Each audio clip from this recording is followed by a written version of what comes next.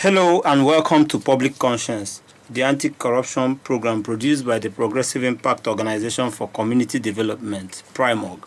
I am Chidozie Ogbonnaya with Adaobi Obiabomo. Thank you for joining us. On Public Conscience, we seek to evolve a corruption-free society by drawing government and citizens' attention to corruption reports and issues for prompt democratic actions against them. We also promote integrity by amplifying rare cases of the display of honesty by public and private individuals. We appreciate the MacArthur Foundation for supporting the production of this program. The focus on today's program is on the need to address the shortcomings of elections in Nigeria that corrupt and undermine credibility of outcomes as well as thwart the will of the people.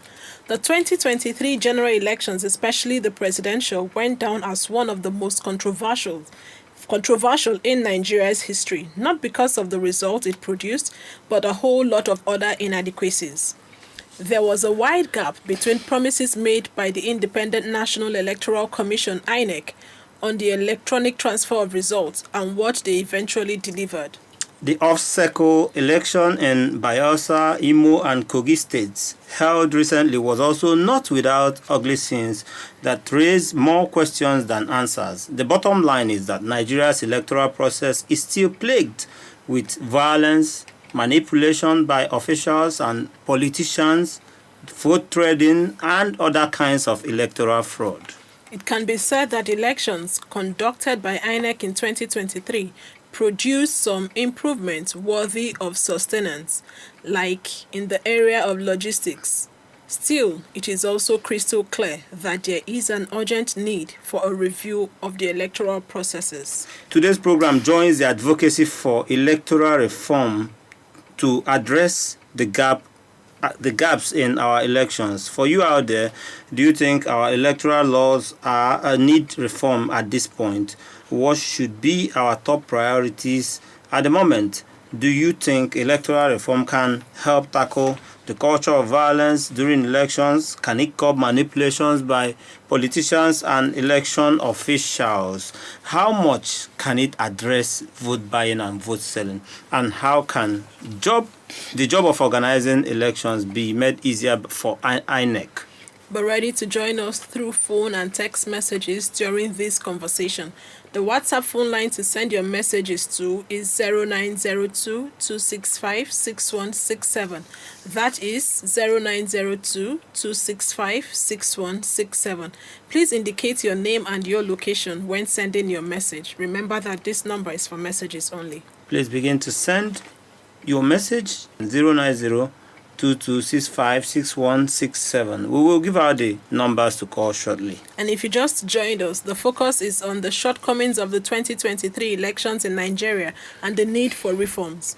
Since Nigeria returned to democratic rule in 1999, it has witnessed 3 reforms of the electoral process. The first was under former President Olusegun Obasanjo in 2002, followed by former President Goodluck Jonathan in 2010, and the immediate past President Muhammadu Buhari in 2022.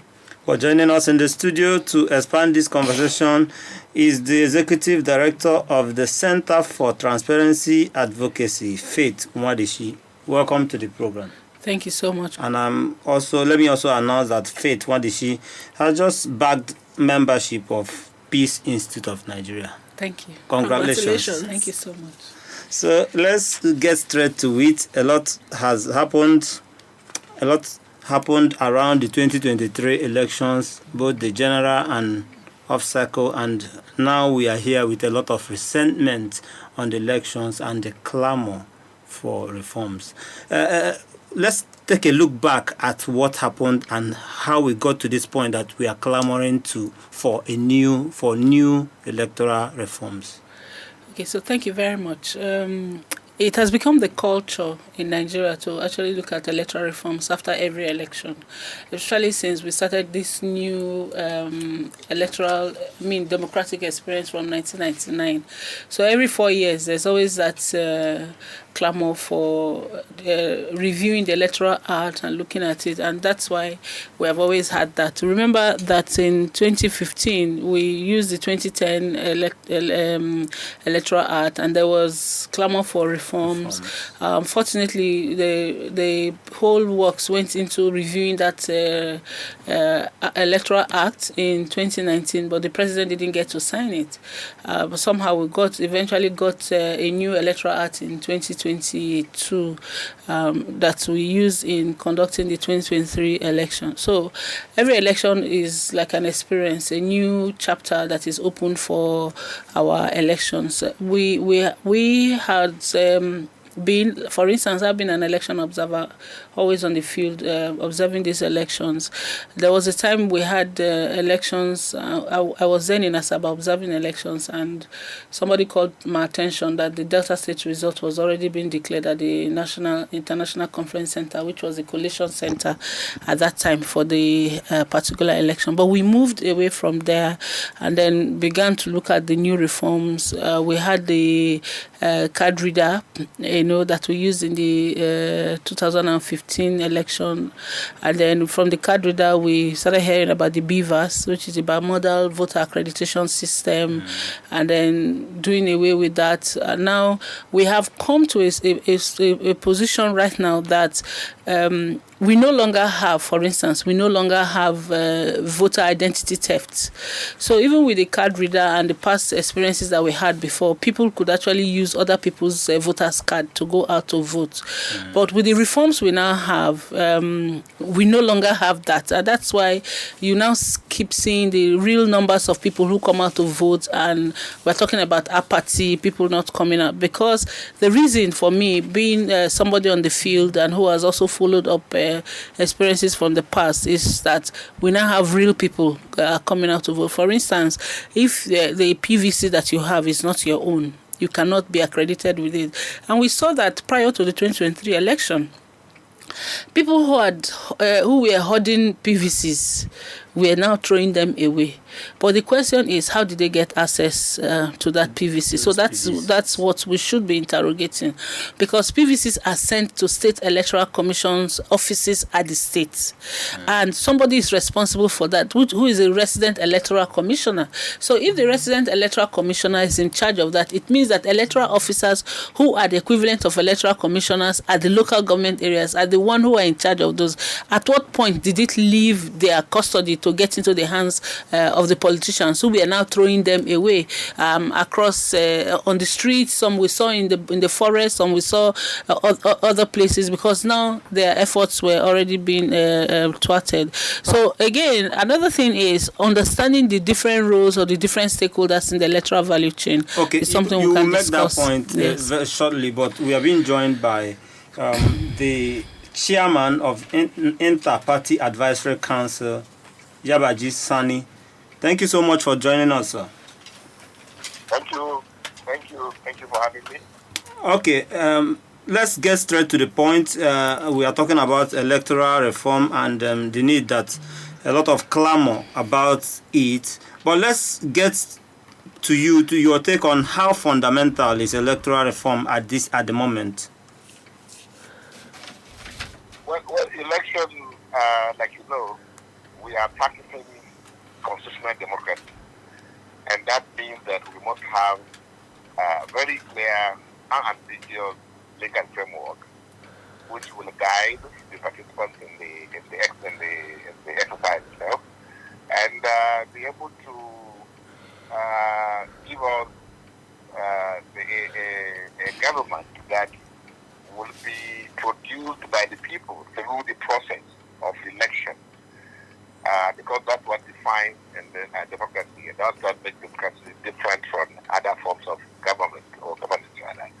So, to that extent, the reforms are necessary because the human situation is always dynamic, meaning that things are changing, by the minute. Especially we live in the world where things are, every second something is happening. And in our own particular situation, like today we can pride ourselves that we have spent 100 years, practicing party democracy. Because if you remember correctly, Clifford Constitution of 1922 introduces the political party democracy, meaning that you need to have political parties before you can participate in governance. And since that time, when Herbert Macaulay registered the first political party, that is NNDP, since then, democracy has experienced a lot of ups and downs. But thank God today we are in democracy. And like I said, because it's a constitutional democracy, we must have legal frameworks that will be amenable or that will provide the citizens, and if you like the electorate, the opportunity to produce a government that would be something that reflects their wishes. Okay. So that's why reforms are necessary, and that's why Electoral Act 2022, as it is today, the experience of 2023 elections, I'm talking about the February and also the off-cycle elections in November, is a pointer to the fact that we need to now take a second look at that Electoral Act. Because if you don't have strong institutions in democracy, democracy cannot, develop. It Okay. may even fail. And like you know, when democracy fails, we politicians are the first casualties.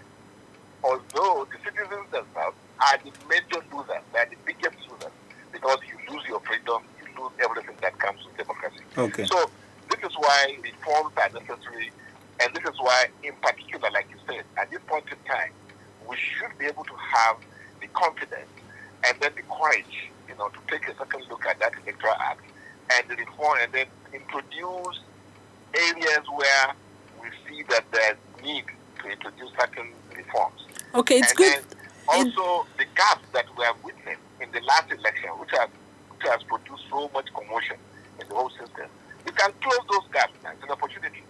So We would want you to be specific. Can you hear me, sir?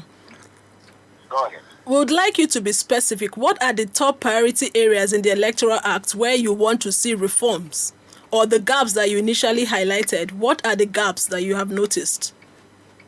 Oh, for instance, in the first place, the introduction of the beavers, I'm talking about technological innovation, is a welcome development. And the beavers on its own, I'm talking about the instrument itself, the device itself, it's a game changer.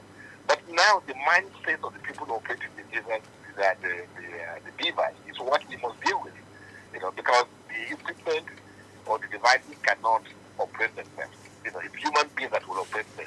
So that's one aspect. How do we deal with cases of people that took advantage of, the system by doing things that are not supposed to be done, infractions that were committed during the last exercise. So that's one aspect. We must be able to punish people. We must be able to hold people, power to account. I'm talking about electoral umpire now. Should be held responsible for whatever happens. That has to be there for the devices to work. Devices on their own, like I say, is a game changer. So now we need to do a little more on our own self, the human beings. The human beings are operating those devices. So that's one aspect that we must take a second look at. The other aspect is the gaps in the transmission. Whether direct transmission from the polling units to the IRF and the INEC voters, the law says yes, and on the other hand, it says no. That INEC has the opportunity, the right to employ something else if this one does not work. So that is not, you can't have such an ambiguous, law governing such a high stake, interest exercise like elections that produces government in the country. So we must be clear. The law must be clear. People must know the law. People cannot guess. The law cannot be a guesswork. No. So that's where we are today. So we must think about reforms. We must tinker with that area. Make it clear. Okay. I said you must deliver. You must transmit. And the system we are going to use must also specify that, okay, technology, yes, but it must be that you transmit, not that you have the option of saying, no, we can, because of one reason or the other, we are not able to transmit. So that aspect is there. The other aspect is the issue of winners. We shouldn't allow people to be sworn in, when they say have certain encumbrances or, cases against them, and then we'll go ahead and then swear in the people. In the first instance, that exercise itself is the illegality, because this person should know he has questions around his election, and you have crowned him. And like the saying goes, you crown a king, you have to bow. So everything bows to this man that you have crowned. And that's why we are in this problem that we are having today. From the national to subnational levels, people should be free of all encumbrances before they are sworn in. Otherwise, everything bows to the person. I understand, yes, like in our situation, like we hardly obey laws, we obey people. More so when you have somebody in power, it's like the how do you say it, emperor, isn't it? Take a state, for instance. Who can call any governor in the state to order? Okay. Okay, Sonny. So these are the areas that we must look at.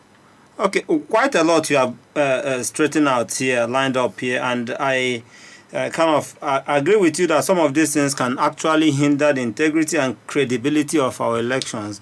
But also, you mentioned the INEC a lot of times. So what is your take on the independence of the INEC, and what can we do in that area to assure that I was coming to that. Okay. Because it's one of the areas that we must address too. You can't expect, INEC as it is today, to be able to stand up against their own employer. Forget about the name, Independent Electoral Commission. No, the person is appointed by somebody, the president, who offers the note. He's a participant. He's an active participant in the exercise. He's also contesting, and you now say, my boss, I should go and tell my boss that you have not won, or that you are done, in an environment like Nigeria that we have today, it's impossible. We are not being fair to ourselves or to INEC.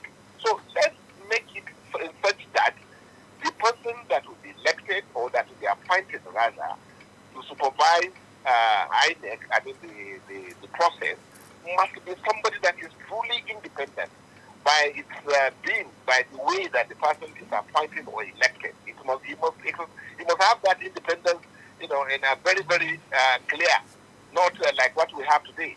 The president of the country appoints national commissioners, the chairman of INEC, the electoral officers at the state level, And so how do you ever expect, that kind of thing to work, and then you expect the man to work against his employer?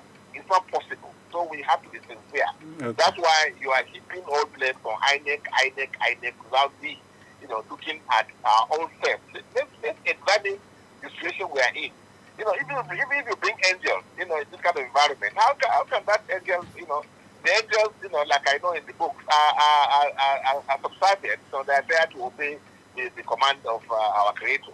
But in this case, so which means, even if you have angels in Nigeria, they have to obey the command of their boss. So let's remove that. That's the area that we must also examine, and then ensure that we have a situation where you can expect. Let me quickly ask you this before. Okay, let me quickly add this to the questions. Are the political parties comfortable with the role the judiciary has played so far in our elections? You see, the judiciary, like I told you from the beginning, we have obscure clauses. The act itself is a recipe for crisis. If truth must be told. The National Assembly is the culprit here. Nigerians should look in that direction, not judiciary, not INEC, because they are the lawmakers. The lawmakers are the ones who put us in this mess that we are in today. If they had made a very clear, very highly understood laws, as to how to transmit results, how beavers should be used, that it must be used, or things like. If they don't create rules for people to take advantage of, and do whatever they want to do, you won't have judiciary giving you conflicting judgments. In one place they'll say this, another place they'll say this. It's because of the law, the way the law is structured. Okay. And INEC too, they are also in a predicament. They are also, It's so free. That's all I'm saying. So don't blame the what do you call it? You are chasing shadow instead of facing the substance. The substance is the matter here. National Assembly. National Assembly, according to you, is a problem here. But let's begin to wrap up this interaction this morning, because we've seen a lot of attempts on reforms fail in the past. How optimistic are you this time, and what will be your own part of the push from the side of on the side of IPAC on the electoral reform after 2023 polls? Well, I have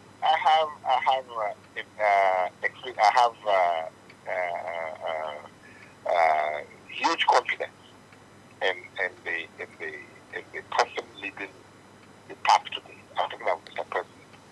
That is Bola Ahmed Tinubu. You know why? Because he has lived all his life as a Democrat. So I expect him to do everything possible, anything at all, that he needs to do to ensure that this democracy survives and it grows. That's because that is his life. And then take for instance, when you had somebody at the Health Affairs who also was a Democrat, I'm talking about the person of late Mosayara Adwa, of blessed memory. He also stood his ground. So anytime you have Democrats at the Health Affairs, they will work for democracy, survival of democracy. They won't do anything that will tarnish the image of democracy or something like that. Okay. That will bring us the clock backward. Okay. The hand of the clock backward. So I expect Bola Ahmed Tinubu to be in the forefront of ensuring that we have the legal framework that will make this democracy to be certain to know about what IPAC is. What IPAC is doing. IPAC is doing quite a lot. We are submitting our reform. What the changes we want to see in the Electoral Act in National Assembly very soon. We are doing that. And if before then, even before that, we are doing quite a lot. Okay. We want to make democracy to appeal more to Nigerians. All That's why right. we introduce what we call bearing mechanism for the government, so that they will begin to deliver business democracy to national.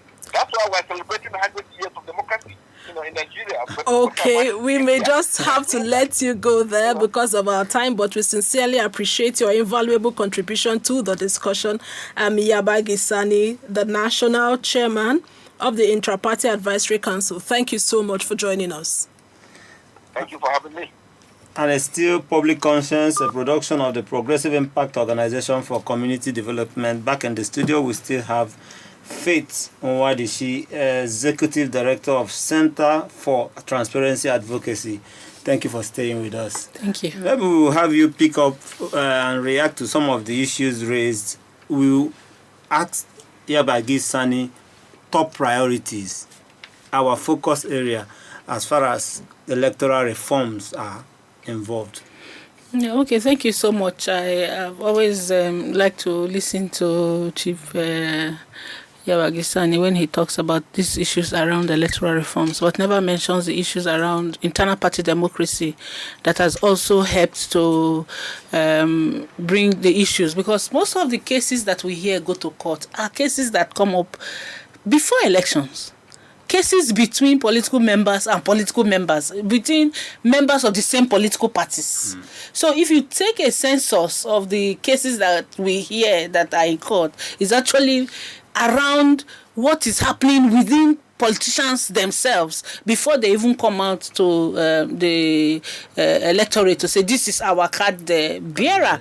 When we talk about the issue of vote buying, look at what happens at political parties, primaries. And there are some political parties that don't even do primaries, because at the time you see that the same person who is chairman of a political party is the presidential candidate, as well as, the structure of the political party. So these are things that we need to really look at. I agree with some of the things that he talked about, looking at the role of the National Assembly. For instance, when we talk about the appointment of the umpires, those who are occupying those seats, There is a process. We have a structure and a constitution that has given absolute power to the president. But even in that absoluteness of the powers of the president, there's supposed to be a National Assembly that is supposed to oversee and maybe bring some checks and balances to those processes that we see. For instance, how would the president make a nomination without the person going through security check in the first place? It's the security agencies that should advise the president, this person is fit for purpose.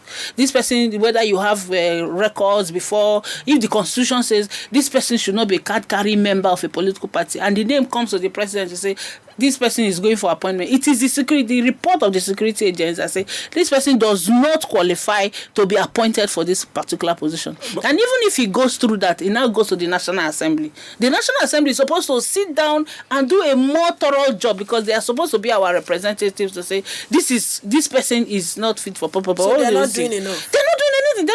When you talk enough, it means that they're doing something. They're not doing anything. But if you go back to how INEC chairmen have been appointed over time, yes, you find out that the president is supposed to consult the national. There's a council, National Executive Council. Yes, but he's not compelled. He's just an advisory. He's not compelled to take their advice. He's the final arbiter. The buck stops at his table. So decision he takes stand.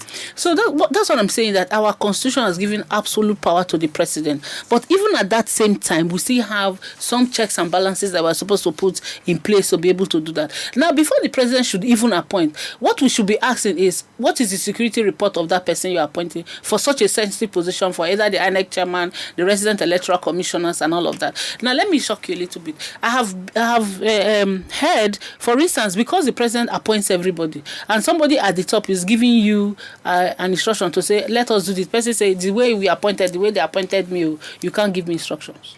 We are seeing that happening. We are seeing that happen within the electoral processes and systems. We have cried out, we have written even to the National Assembly to say, okay, if we are not able to get the president not to announce these names, because in the first place, we don't even know who is going to be appointed unless that announcement is made. If we say, okay, for instance, let people apply, let them say declare this position open, like some people are espousing, declare this position open, let them apply and then do an employment kind of search and all of that before that. What is the guarantee that that process will not be compromised? Because of course the people who will be constituted to serve on that panel, who is going to constitute them?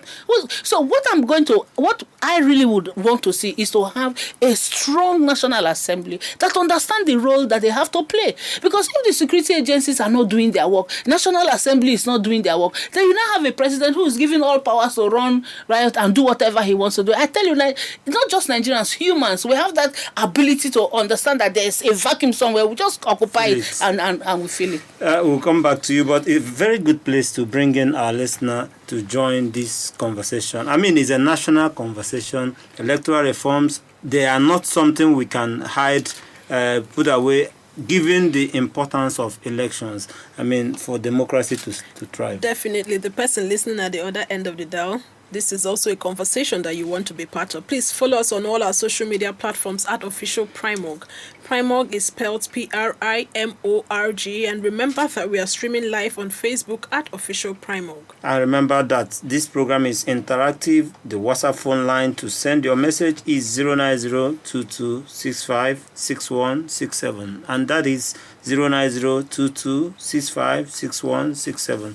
This number is for messages only. Please begin to send your messages now to 09022656167.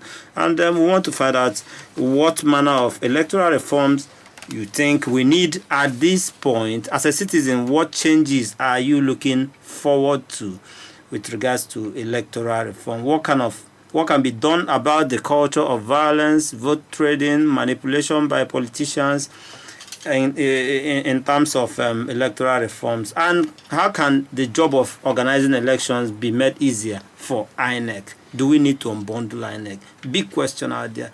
Jump in and have this conversation with us. And why should the President Tinubu's administration be interested in this electoral reform. If you're watching us via Facebook at Official Primorg, we encourage you to drop a few lines and we will take your messages. What do you want to see change in our electoral processes?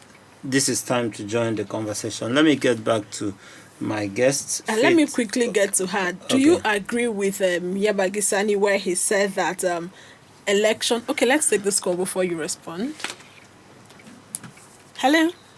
Yes, hello. Yes, your name and where you're calling us from. Okay, my name is Kenneth. I am calling from Jikui in Abuja. Let's hear you, Kenneth. Okay, the problem we have is even the IPAC chairman that just spoke, a lot of them have never been sincere to the system. We shouldn't create strong men, but create strong institutions, whereby when even as a police officer, even as an INEC official, whichever person he is, when he approaches the electoral position, he knows that the system will fish him out if he or she does anything wrong, even the citizens. So that is what we should do. We shouldn't create strong persons. When we create strong institutions, you see that things will begin to go well. That is because we don't have a strong institution. That is why an INEC chairman can come to national television, tell us something and do something else. When he has assured us that he was going to transmit real time, and when he got to that day, he told us technical glitches. In this 21st century, tell us how come it happened. Even when it was even proven beyond reasonable doubt that there was nothing like technical glitches, that somebody in there put all the system. Now, why not bring out that person? Those that were in charge of ICT, but still, they were defending, hiding those persons. So why do you expect the system to be good? Such thing, it will never be perfect. That is just the problem. Okay. All right, thank you, Kenneth. So I was going to ask Faith, do you agree with the IPAC chair, Yabagisani, where he said that election petition matters must be completed before the winner of an election should be sworn in? That's the perfect thing to do, because as soon as you swear in somebody, he or she takes over the reins of authority, and we have this way of always navigating towards whoever is there in power. And that's why I agree with the last caller that says that we need very strong institutions. We need institutions that, irrespective of who is there, the systems that we have put in place can fish out the person. Because if you have strong institutions can actually look up to the president and say this is what should happen and this is not the way it should go. Look at what happened in the US with Donald Trump and all of that. It also shows that whoever is in power wants to stay in power. So there's no perfect system anywhere. There's no perfect electoral systems anywhere. It depends on how the people who have been put in different opportunities. And that's why I keep talking about the National Assembly. The National Assembly, Nigerians need to hold them accountable. Look at what happened with Loretta Onoche when she was appointed as a member of the National Commissioner. We all came out to say, no, she was at that time the special advisor to the president, she was a card-carrying member of PDP and all of that. The only reason the National Assembly, APC, sorry, the only reason the National Assembly didn't give her that position because already there was somebody from Delta State on that.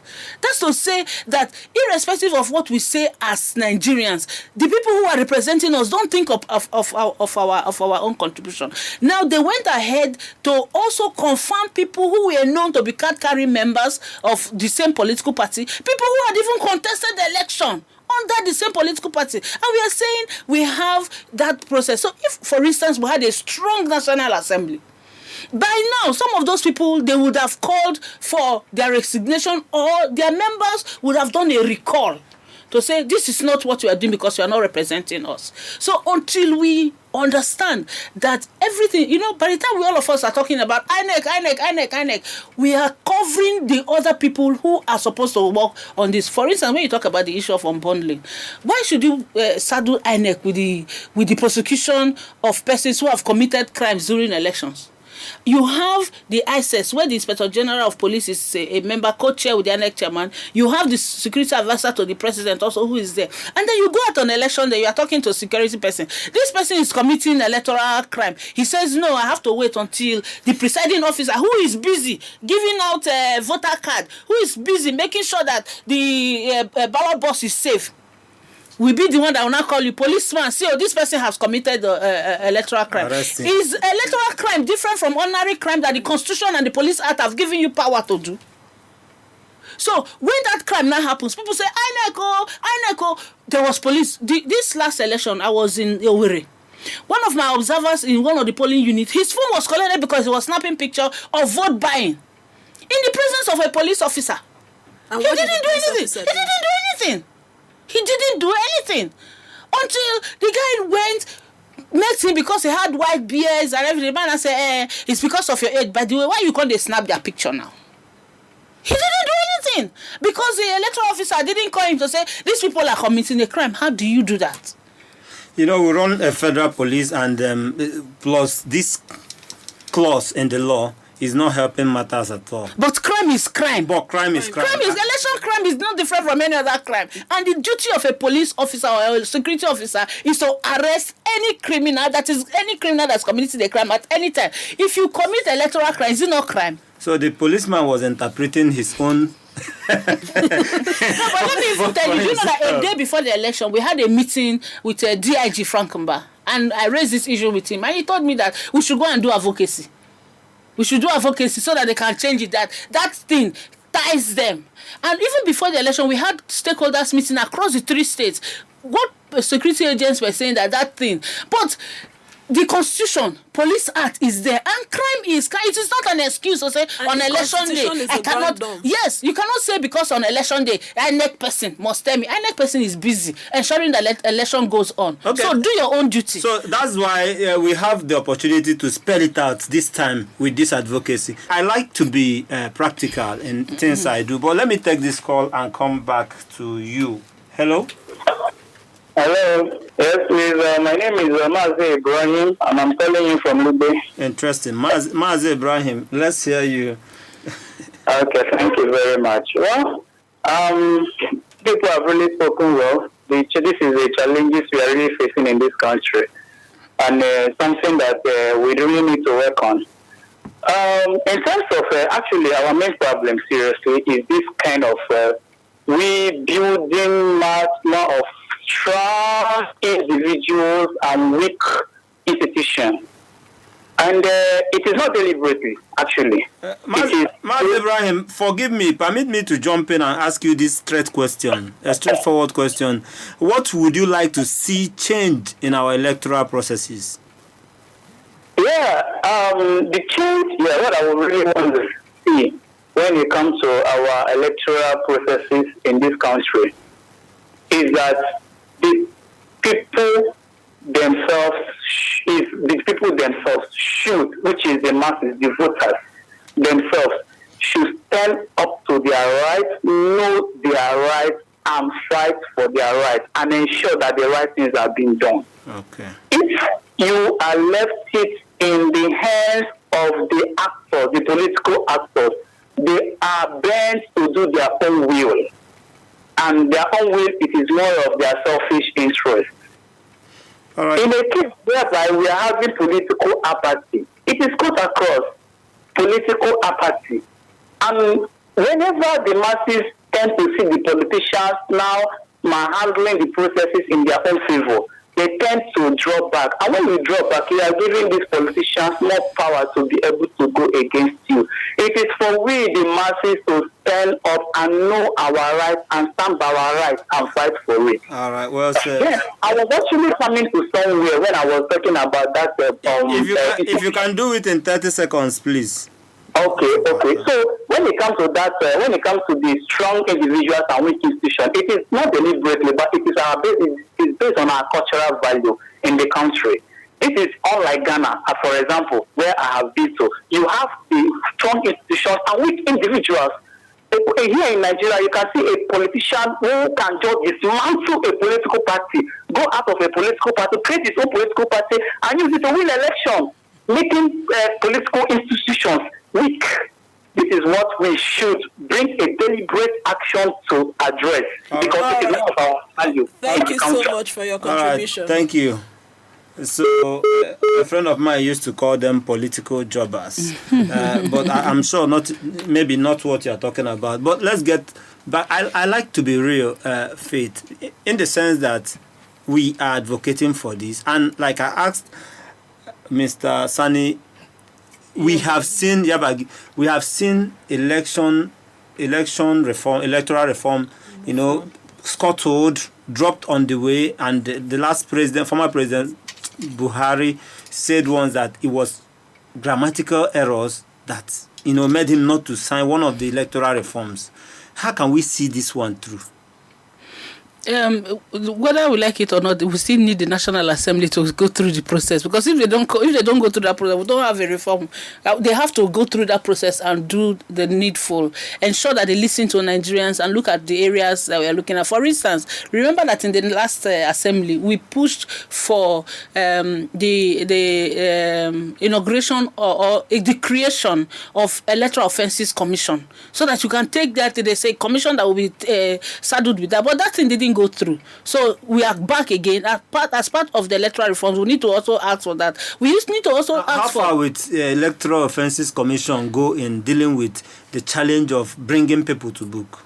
But for instance, you have that organization.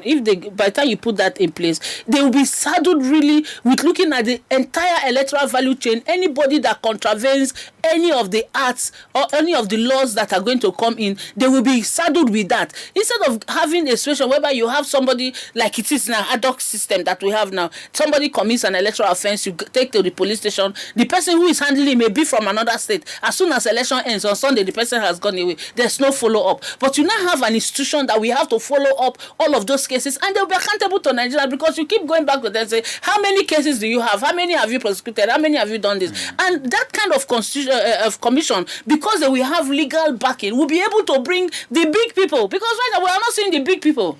But some people are also of the opinion that when we have so much commissions being set up, it increases the cost of governance.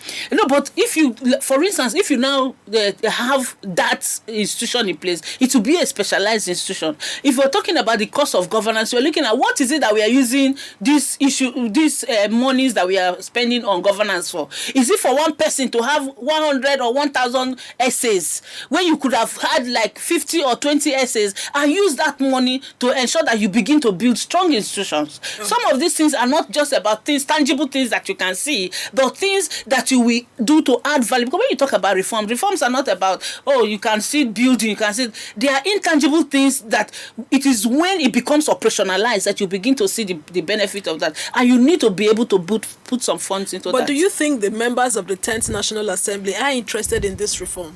Well, yesterday they had a meeting unlike the ones they have had before. Their legislative agenda, they have talked about looking at that. But I tell you, the first assignment they had to approve the resident electoral commissioners, that didn't go very well with Nigerians.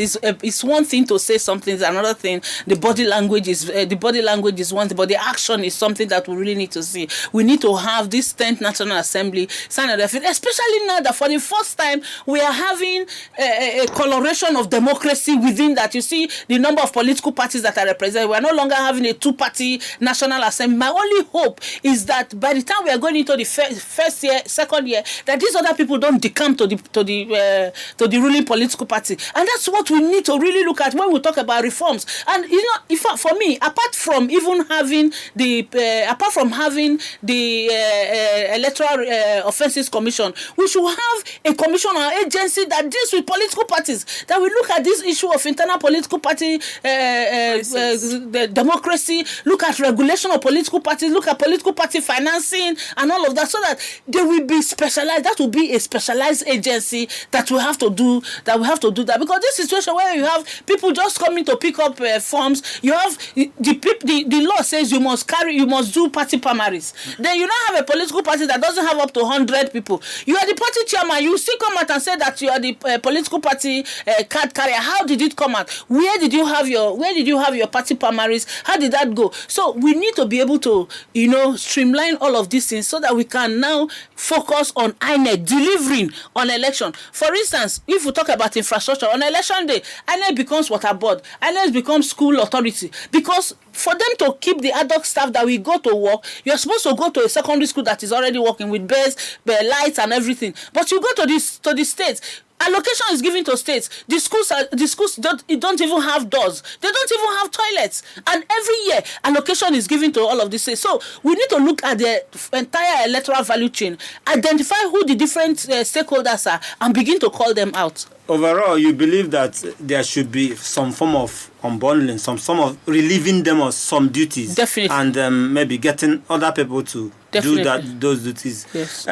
What if, in a case, the 7th president is not interested?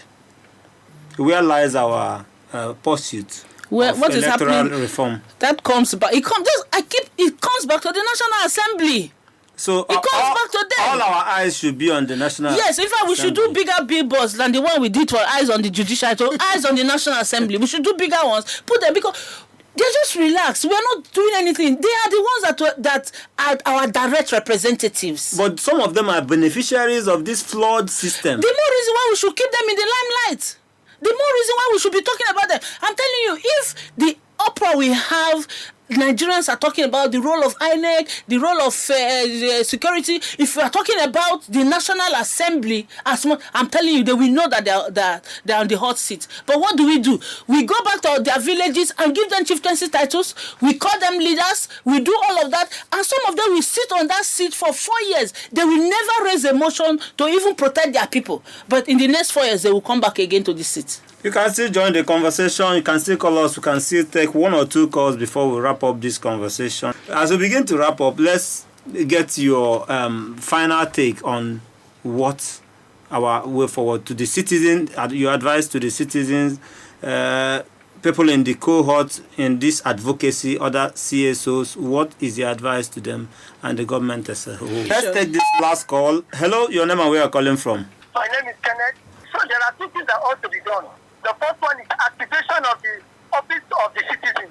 When the citizens become proactive, they speak up when they see things that are wrong. They are not afraid of anything that will come their way.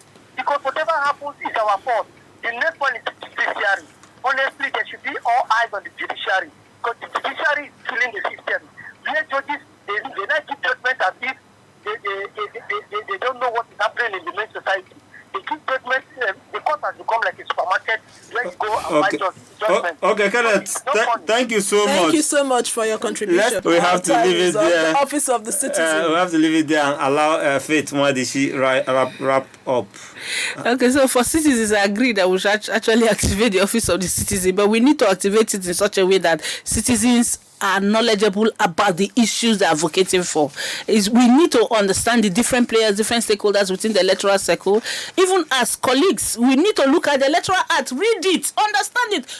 Whose role is this? What role is that? So that when we sit down to analyze and talk, we are talking from a standpoint of fact and knowledge, not just because we have seen something on the headline of the newspaper and we just go ahead and begin to say it. I still say that there's need for a lot of education on our electoral systems in the country so that people will understand how it is, so that when we want to call out people, we can call them out tonight. And then for the political parties, for the politicians themselves, they are the beneficiaries of this thing we are saying, all this energy I'm using here now. They are the beneficiaries. So they should also make effort to ensure that these reforms we are planning, that they make it work for us. Absolutely, citizens should be aware, and that is how we'll be wrapping it up. And on political today's parties, political actors, they are also needed to ensure that this reform takes place. Thank you so much for your contribution. This is where we'll be leaving it, Adobe, on today's program. The calls are still coming in, but unfortunately, we may not be able to take your calls, but the conversation will definitely continue. Please visit our news website, primorgnews.org.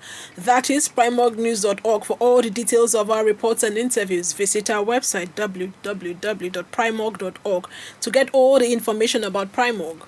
And you can watch our videos on Primorg TV, our YouTube channel. Please subscribe to get reminders when we have a new post. We appreciate our guests.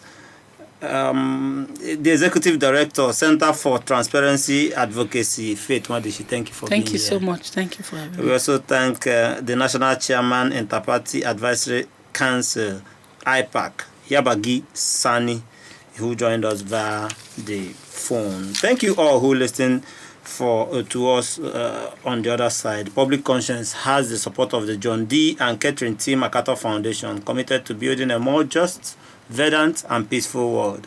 Get more information about the foundation on its website, macfound.org. join us here again next year. Yes, you heard me correctly. Next year, we will be back for other episodes of Public Conscience. And remember to follow us on our Facebook, Twitter, or X at Official Primorg. Should I say Happy New Year or Merry Christmas? Is it too early? I am Adaobi Obiavomo. And remember that birth registration and birth certificate are free if your child is under 18. Help stop the corruption in birth registration and do not pay for birth certificates. And also, remember that you can give us information or hints about corrupt acts through our phone at 09022656167 or info@primorg.org. I am Chidozie Ogbonnaya. God bless you.